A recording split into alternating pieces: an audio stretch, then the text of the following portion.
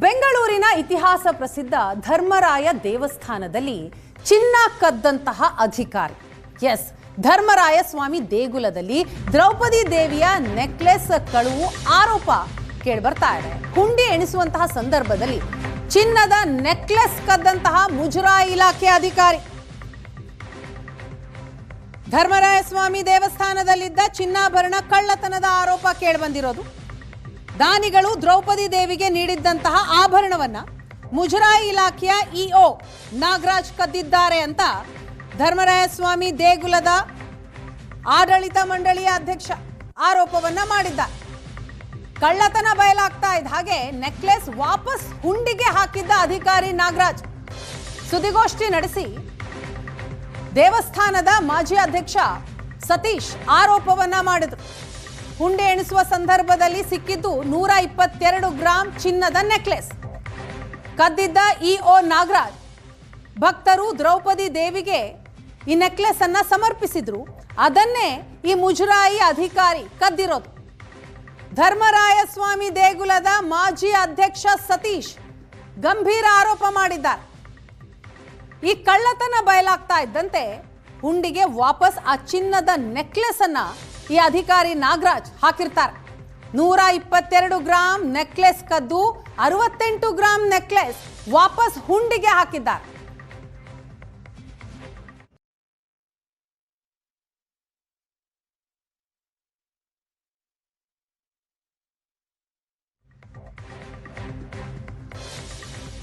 ಬೆಂಗಳೂರಿನ ಇತಿಹಾಸ ಪ್ರಸಿದ್ಧ ಧರ್ಮರಾಯ ಸ್ವಾಮಿ ದೇವಸ್ಥಾನದಲ್ಲಿದ್ದಂತಹ ಚಿನ್ನಾಭರಣ ಕಳ್ಳತನದ ಆರೋಪ ಈಗ ಆಡಳಿತ ಮಂಡಳಿಯ ಮಾಜಿ ಅಧ್ಯಕ್ಷ ಮಾಡಿದ್ದಾರೆ. ಇದನ್ನ ಮುಜರಾಯಿ ಇಲಾಖೆ ಅಧಿಕಾರಿ ನಾಗರಾಜ್ ಒಪ್ಕೊಂಡಿದ್ದಾರೆ ಕೂಡ. ಧರ್ಮರಾಯ ದೇವಸ್ಥಾನದ ಇಒ ನಾಗರಾಜ್ ಅವರೇ ಸ್ವತಃ ದೇವಾಲಯದಿಂದ ನಕ್ಲೇಸ್ ಅನ್ನ ಕದ್ದಿದ್ದಾರೆ ಅನ್ನುವಂತಹ ಆರೋಪ ಈಗ ಕೇಳಿ ಬಂದಿರುವಂತದ್ದು. ನಮ್ಮ ಜೊತೆಗೆ ದೇವಾಲಯದ ನಿಕಟಪೂರ್ವ ಅಧ್ಯಕ್ಷರಾಗಿ ಸತೀಶ್ ಅವರಿದ್ರೆ ಅವ್ರನ್ನ ಮಾತಾಡಿಸ್ತೀನಿ. ಸರ್, ಈಗ ಈ ಘಟನೆ ಆಗಿರುವಂತದ್ದು ಯಾವಾಗ? 8ನೇ ತಿಂಗಳು. ಸರಿನಾ 6ನೇ ತಾರೀಕು ಆಗತ್ತೆ ಇದು ನಮಗೆ ವಿಷಯ. ಆ ಮುಜರಾಯಿಯಲ್ಲಿರೋರೇ ಒಬ್ಬರು ಹೇಳ್ತಾರೆ, ನೋಡಪ್ಪ ಈ ಥರ ಒಂದು ನೆಕ್ಲೆಸ್ ಸಿಕ್ಕಿದೆ ಉಂಡಿನಲ್ಲಿ, ಇದನ್ನು ನಾವು ಅವರು ಜೋಬಲ್ಲಿ ಇಟ್ಕೊಂಡು ಹೋಗ್ಬಿಟ್ಟಿದ್ದಾರೆ ಅಂತ ಹೇಳ್ತಾರೆ. ನಾನು ತಕ್ಷಣ ಇಲ್ಲಿಗೆ ಬರ್ತೀನಿ. ಇಲ್ಲಿಗೆ ಬಂದ್ಬಿಟ್ಟು ಅದು ಹೆಂಗೆ ನೀವು ನಮ್ಮನ್ನ ಕೇಳ್ದಿರಾ ನೀವು ಉಂಡಿ ಓಪನ್ ಮಾಡಿದ್ರಿ ಅಂತ. ಯಾಕಂದರೆ ಉಂಡಿ ಎಲ್ಲ ಲಾಕರ್ ಸಿಸ್ಟಮು. ಇವ್ರು ಹೇಳ್ತಾರೆ ಲಾಕ್ ಇಲ್ಲ ಅದಕ್ಕೆ ತೊಗೊಂಡೋದೆ ಅಂತ. ಲಾಕರ್ ಸಿಸ್ಟಮ್ ಉಂಡಿ. ಆ ಉಂಡಿನಲ್ಲಿ ಯಾರೂ ಬೇರೆಯವರು ಕಳ್ತನ ಮಾಡೋಕ್ಕಾಗಲ್ಲ. ಅದಕ್ಕೆ ನೀವ್ಯಾರು ಕೇಳೋಕ್ಕೆ, ನಮ್ಮಿಷ್ಟ ಅಂತೇಳಿ ಉಡಾಪೆ ಉತ್ತರ ಕೊಡ್ತಾರೆ. ಸರಿ, ನಾನೇನು ಮಾಡ್ತೀನಿ, ಕಾನೂನು ರೀತಿ RT ಹಾಕ್ತೀನಿ. RT ಹಾಕಿದ್ದಕ್ಕೆ RTನಲ್ಲಿ ಇವ್ರು ಒಪ್ಕೊಳ್ತಾರೆ, ಹೌದು ಈ ಥರ ತಪ್ಪಾಗಿದೆ, ಇದನ್ನು ನಾನು ಪರಿಶೀಲಿಸ್ತೀನಿ ಹಂಗೆ ಹಿಂಗೆ ಅಂತೆಲ್ಲ ಹೇಳಿ 3 ದಿವಸ ಬಿಟ್ಬಿಟ್ಟು ಆ ನೆಕ್ಲೆಸ್ನ 68 ಗ್ರಾಮ್ ಅಂತ ತೊಗೊಂಬಂದು ಇಡ್ತಾರೆ. 3 ದಿವಸ ಬಿಟ್ಟು. ಅದು 122ರಿಂದ 123 ಗ್ರಾಮ್ ನೆಕ್ಲೆಸ್. ಅದರಲ್ಲಿ ಒಬ್ರು ಇದ್ರಲ್ಲ ಆ ಟೀಮಲ್ಲಿ ಒಬ್ರು ನನಗೆ ಮಾಹಿತಿ ಕೊಟ್ಟಿದ್ದಾರೆ. ಈಗ ಅವ್ರ ಹೆಸರು ಹೇಳಿದ್ರು ನಾನು ಕೊಡ್ತೀನಿ, ಅವ್ರ ಆಡಿಯೋನು ಕೊಡ್ತೀನಿ. ಇವಾಗ ಹೇಳಿದ್ರೆ ಆ ಅಪ್ಪನ ಸಸ್ಪೆಂಡ್ ಮಾಡ್ತಾರೆ. ಮುಜರಾಯಿಯವರು ಮಾಹಿತಿ ಕೊಟ್ಟಿರೋದು ನನಗೆ ಆಡಿಯೋ ಇದೆ. ಈಗ ನಾನು ಅದನ್ನ ಹೇಳಿದ್ರೆ ಆ ಅಪ್ಪನ ಸಸ್ಪೆಂಡ್ ಮಾಡ್ತಾರೆ, ಮಾಹಿತಿ ಕೊಟ್ಟವ್ರು. ಅದಕ್ಕೆ ನಾನು ಹೇಳ್ತಾ ಇರೋದು ಒಂದೇ, ಇವ್ರ ದೇವಸ್ಥಾನದಿಂದ ಒಡವೆ ತಗೊಂಡೋಗಕ್ಕೆ ಇವ್ರಿಗೆ ಯಾರು ರೈಟ್ಸ್ ಕೊಟ್ರು? ದೇವಸ್ಥಾನದಿಂದ ನಾನು ಹೇಳ್ತೀನಿ, ದೇವಸ್ಥಾನದಿಂದ ಯಾಕೆ ಒಡವೆ ತಗೊಂಡೋಗಕ್ಕೆ ರೈಟ್ಸ್ ಕೊಟ್ರು ಇವ್ರಿಗೆ ಅಲ್ವಾ? ಪಾಪ ನಾವು ಇನ್ನೊಬ್ಬರನ್ನ ಬಲಿಪಶು ಮಾಡೋದಕ್ಕಿಂತ ನಾನು ರೆಡಿ.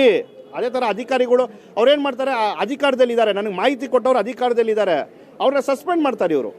ಆದ್ರೆ ಅದರಲ್ಲಿ ಕಡಿಮೆ ಇತ್ತು ಅನ್ನೋದು ನಿಮ್ಗೆ ಗೊತ್ತಾಯ್ತು. ನೀವು ಅದನ್ನ ಬಂದ್ಮೇಲೆ ಏನಾದರೂ ಇದು ವೆಯ್ಟ್ ಚೆಕ್ ಮಾಡಿದ್ರ ಹೇಗೆ ಅಂತ? ಇಲ್ಲ, ಬಂದ್ಮೇಲೆ ವೆಯ್ಟ್ ಚೆಕ್ ಮಾಡಿ ಇವರು ಆ ಉಂಡಿನಲ್ಲಿ ಹಾಕ್ಬಿಟ್ಟು, ಆ ವಿಡಿಯೋ ನಿಮ್ಗೆಲ್ಲ ಬಂದಿದೆ. ಈಗ ಆ ಉಂಡಿನಲ್ಲಿ ಹಾಕ್ಬಿಟ್ಟು ಉಂಡಿಗೆ ಕೈ ಮುಗಿತಾರೆ. 68 ಗ್ರಾಮ್ ಮಾಡಿದ್ದಾರೆ. 68 ಗ್ರಾಮ್ ಮಾಡಿದ್ದಾರೆ.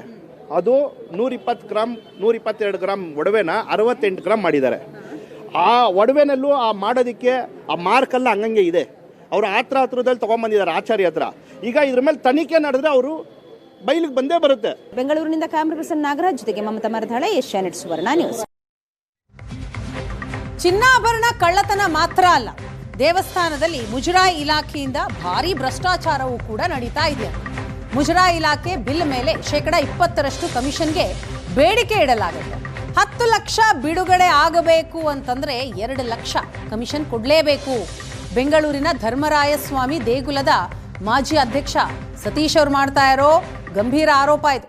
ಹೂ ಅಲಂಕಾರ, ಲೈಟಿಂಗ್ಸ್, ಇತರೆ ವ್ಯವಸ್ಥೆ ಗುತ್ತಿಗೆ ಪಡೆದವರಿಂದ ಕಮಿಷನ್ ಕೇಳಲಾಗ್ತಾ ಇದೆ. ಬೆಂಗಳೂರು ಕರಗೋತ್ಸವದಲ್ಲೂ ಕೂಡ ಮುಜರಾಯಿ ಅಧಿಕಾರಿಗಳು ಗೋಲ್ಮಾಲ್ ಮಾಡಿದ್ದಾರೆ. ಧರ್ಮರಾಯ ಸ್ವಾಮಿ ದೇಗುಲದ ಮಾಜಿ ಅಧ್ಯಕ್ಷ ಇದೆಲ್ಲವನ್ನು ಎಳೆ ಎಳೆಯಾಗಿ ಬಿಚ್ಚಿಟ್ಟಿದ್ದಾರೆ. 1.5 ಕೋಟಿ ಬಜೆಟ್ ಬಿಡುಗಡೆಯಾದ್ರೆ 40 ಲಕ್ಷ ಅಷ್ಟೇ ಕರಗಕ್ಕೆ ಖರ್ಚಾಗುತ್ತೆ ಅಂತ ಹೇಳ್ತಾರೆ.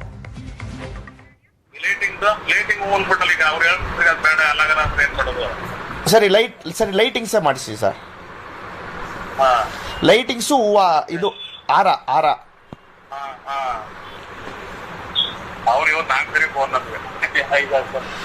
ಹೂ ಸರ್ ಅವನ್ಗೇನು ಗೊತ್ತಾ? ಅದ್ರಲ್ಲಿ ಈಗ ನಾವು ಈಗ ಕೊಡದು ಒಂದ್ ಕಡೆ ಇನ್ನೊಂದ್ ಕಡೆ ಬೇರೆ ಮಾಡಿ ನಾವು ಆರೋಪ ಸಂಬಂಧಕ್ಕೆ ನಾವು ರಿಡಕ್ಷನ್ ಮಾಡಿದ್ವಿ ಅಂತ ಹೇಳ್ಬೇಕು. ಅದಕ್ಕೆ ಹೇಳುದು. ಹೌದು ಸರಿ. ಈಗ ಹೂನಾರದ್ದು ಜಾಸ್ತಿ ಪೆಂಡಿಂಗ್ ಇದೆ ಸರ್. ಹೂನಾರದ್ದು 11.5 ಲಕ್ಷ ಏನೋ ಪೆಂಡಿಂಗ್ ಇದೆ. ಹೂನಾರದಲ್ಲಿ ಮಾಡಿಸ್ಕೊಟ್ರೆ ನಾನು ನಾಳೆನೇ AC ಅವ್ರಿಗೆ 2 ಲಕ್ಷ ಡ್ರಾ ಮಾಡಿಸ್ಕೊಡ್ತೀನಿ.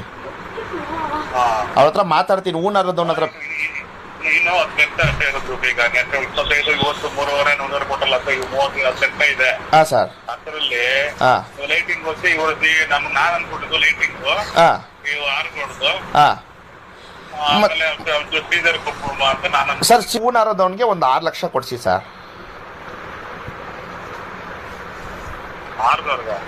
ಹೂನಾರದವನಿಗೆ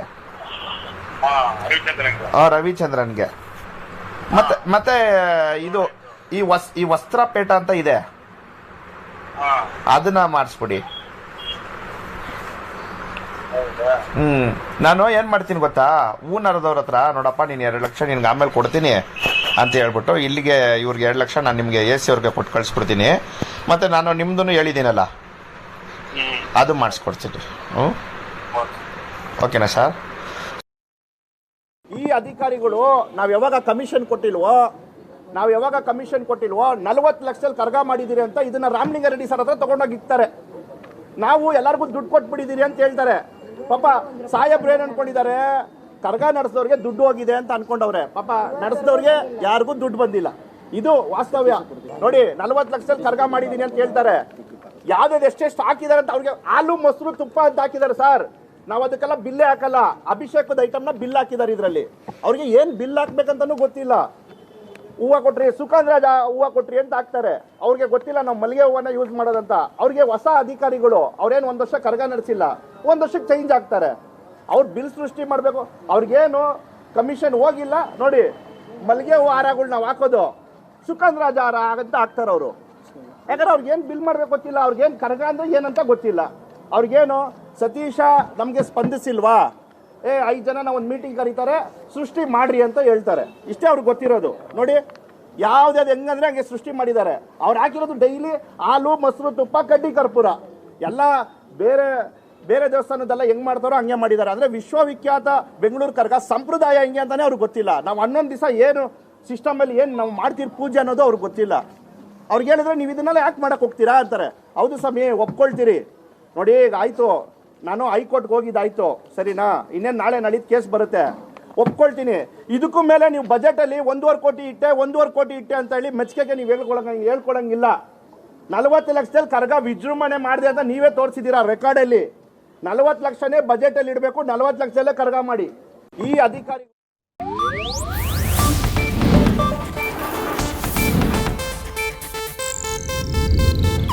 ಇದು ಏಷ್ಯಾನೆಟ್ ನ್ಯೂಸ್ ನೆಟ್ವರ್ಕ್ ಪ್ರಸ್ತುತಿ.